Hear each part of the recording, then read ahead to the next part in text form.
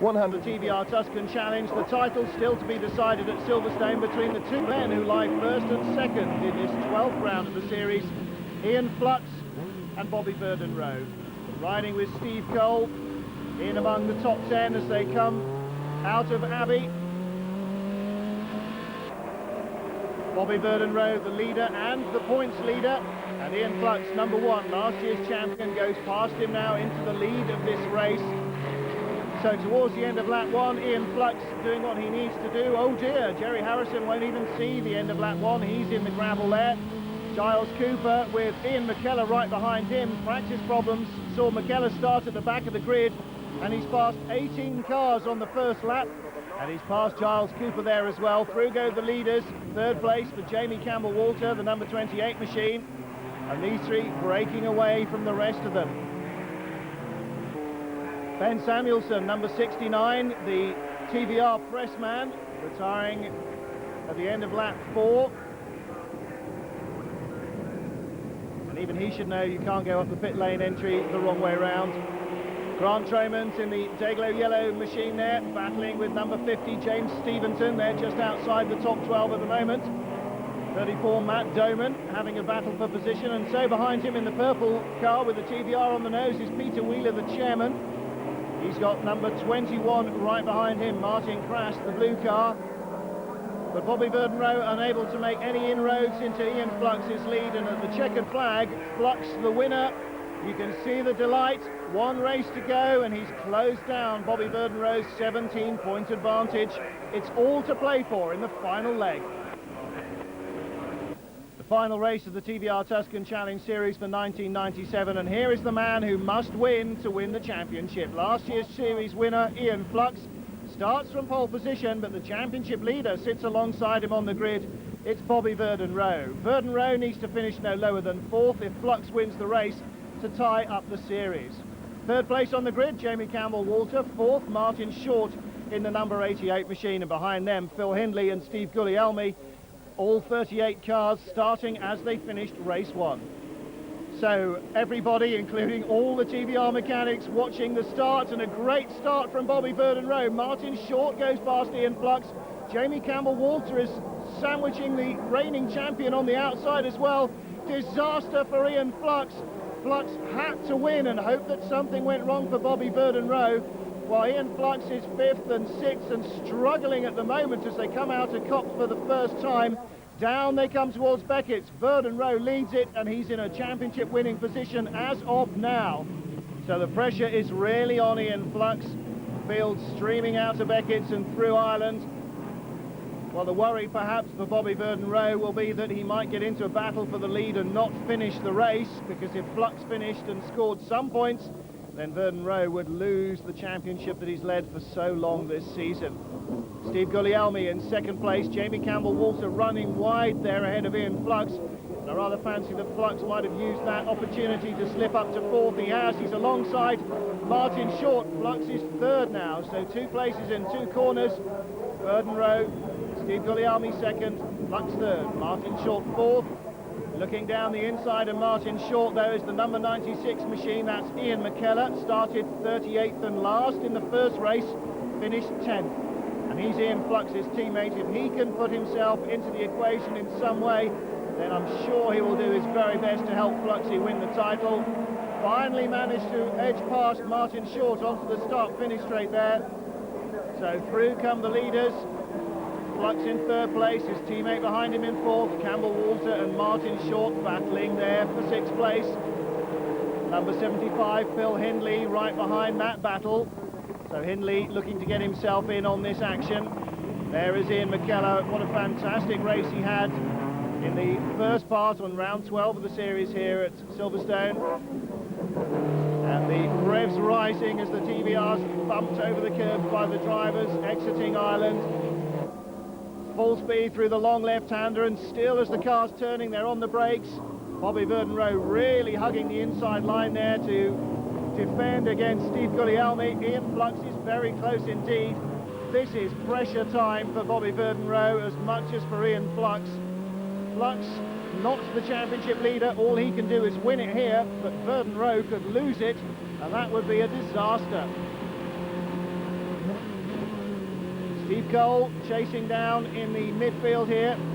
Just ahead of him, Troy Dunlop on the right-hand side, losing a position to Gavin Cooper in one of the two Barclays team cars. Cooper there, the blue and white car with the yellow rollover hoop. And you can see how low the evening sunshine is in this autumn afternoon at Silverstone. And that may affect the leaders as well as they race directly into the low sunlight. Jamie Campbell-Walter still battling off Martin Short. Short won't give up the fight. Phil Hindley right behind them, and then Colin Blower in close contact with Phil Hindley. But look at this, the three leaders as close together as you would wish, and probably a lot closer than Bobby Verdon-Roe would wish. Through Ireland they come. Guglielmi, Flux. Now Guglielmi wants to win this race. He doesn't really care about the championship. It doesn't affect him directly. But Ian Flux is a very formidable adversary when he's fired up. And fired up is certainly what Ian Flux is now. So Flux versus Guglielmi. And Flux needs to get past. He dives inside into Priory. Takes second place, holds it as they come on the run down to Brooklands. Very heavy on the brakes, turn in. And then feed in the power nice and gently. You don't want too much of a tail slide. Keep it tight going into Luffield. And then more and more and more power, just balancing the TVR on the throttle as the tail starts to slide a fraction. Thundering over start and finish line. And now the championship leader and the second place man, first and second in this final race. This is where it all comes to, the whole season of ups and downs, of failure, of success, of disappointment and of joy, culminating in this final round at Silverstone. What a great track for it all to take place on. 38 cars starting, a massive grid, and all attention, at least at the moment that they go past, on the leaders. Battles all the way down the order to keep the spectators occupied until the lead battle arrives next lap. But for the moment, concentration on the championship leader and the reigning champion. Could it be that Bobby Verdon-Roe will snatch the #1 plate from Ian Flux? At the moment he's in a position to do so. Whether he can continue in that position remains to be seen. Flux thinks not, Verdon-Roe clearly thinks yes. Steve Guglielmi in third place, hanging on to this group. Ian McKellar in fourth. There's Jamie Campbell-Walter, the 28 machine. This is his first full season in the TVR Tuscan Challenge, and he has really driven like an experienced veteran. Probably swallowed the pints afterwards like one as well, if I know Jamie. Verdon-Roe and Flux as close as ever. Campbell-Walter now has shaken off thoroughly the attentions of Martin Short as Phil Hindley has gone past Short as well. Then Colin Blower, then the #9 machine of Gavin Cooper ahead of Troy Dunlop. And then they start streaming by thick and fast, too quick to count. Pressure now for Ian Flux, because not only does he need to pass Bobby Verdon-Roe to win this race, but he needs for something else to happen, whatever else it might be.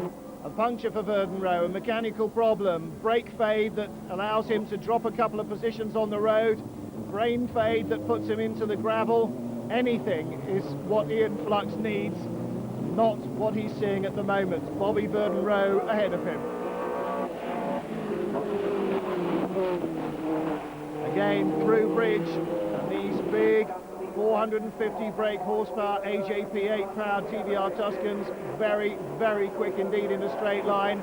No aerodynamic aids worthy of the name, and they certainly are a big handful at speed, particularly a corner like bridge.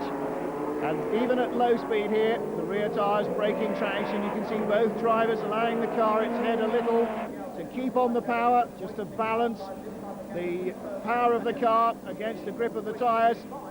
And Bobby Verdon-Roe was pointing in the cockpit there, hold his hand over to the left-hand side. Was he allowing Ian Flux through? He may well have been. No, he wasn't. Maybe he was just giving the "you can go that side if you want to, mate" sign to Ian Flux, but Flux is very close indeed. Well, Bobby Verdon-Roe could let him through if he wanted, because if he finished second and Flux won, he would still be the championship winner. But But of course, if he doesn't have flux between him and these three, then who knows what will happen.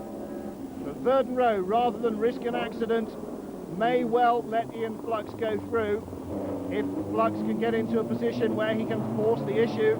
At the moment, though, Verdon Rowe is guarding his line superbly, and Flux can do nothing about it.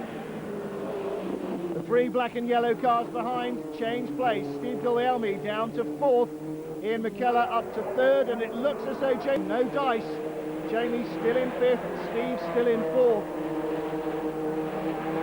Now, what sort of a tactical race is Bobby Verdon Rowe going to drive from this stage, because he's got Ian McKellar behind him? If he falls behind all these three chasing cars and Flux still wins the race, then Verdon Rowe loses the series. Ian McKellar could go past, that wouldn't be a disaster. Steve Guglielmi or Jamie Campbell-Walter could go past, and Flux would still not be the champion. But if all three of them pass Verdon Rowe, then Fluxy wins it. So now what does Bobby do? Because Verdon Rowe is being caught by McKellar, and with McKellar come the two behind him. Bobby Verdon Rowe right with Ian Flux, less than a car length in it, and again Jamie Campbell-Walter had a look down the inside of Steve Guglielmi, and again at Priory it was not on. It's not on at Brooklands. He looks to the inside at Luffield. The speed these guys are going through the corners there, you wonder where they find the time to look for a gap. This time he pulls out a little early, and Guglielmi sees him coming. There was no way of overtaking there, but Guglielmi points to the inside over his head. And sure enough, Jamie Campbell-Walter needs no second bidding. Past he goes. So Campbell-Walter up into fourth, Guglielmi down to fifth. Guglielmi from his great start. Oh, 65 in trouble, that's Bob Langley. RW, as his friends like to call him. And Steve Cole being passed as well. Oh dear, no, Steve Cole rotates in sympathy. They're all going off. Well, let's hope they get themselves sorted out at Ireland before the leaders arrive again. 55, Mark Preston, taking his time to get restarted. Always found the engine again, off he goes. Back among the leaders, there's Flux. Second place is Ian McKellar. Third, though, Jamie Campbell-Walter. He's just past Bobby Verdon Rowe. Past him into Priory. 26, Tim Hood rotates in amongst the rest of the pack. But trouble for Bobby Verdon Rowe, is it? Or has he just allowed the rest of them to go through? Verdon Rowe down to fourth. That's as low as he dare go and still be in a championship winning position. So Ian Flux leads, Ian McKellar second, Jamie Campbell-Walter third, Bobby Verdon Rowe in fourth place. Well, that's enough for Verdon Rowe, just to win the championship by 1 point. 22, Ed Sharp cooks his goose completely there as he comes out of Ireland. Just a light tap on the barriers. And here is Verdon Rowe.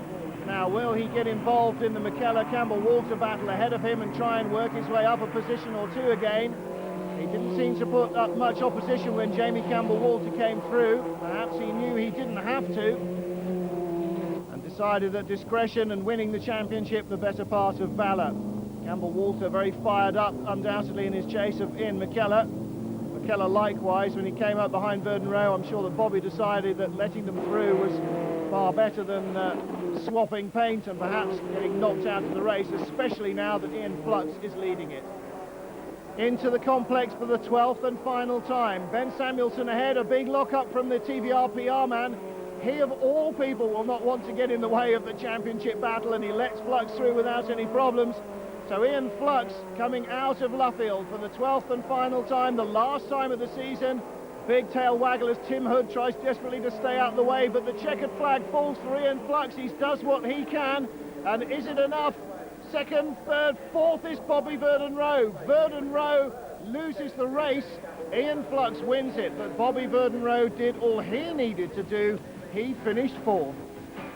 Well, a fantastic end to what has been a thrilling TVR Tuscan series all the way down the order.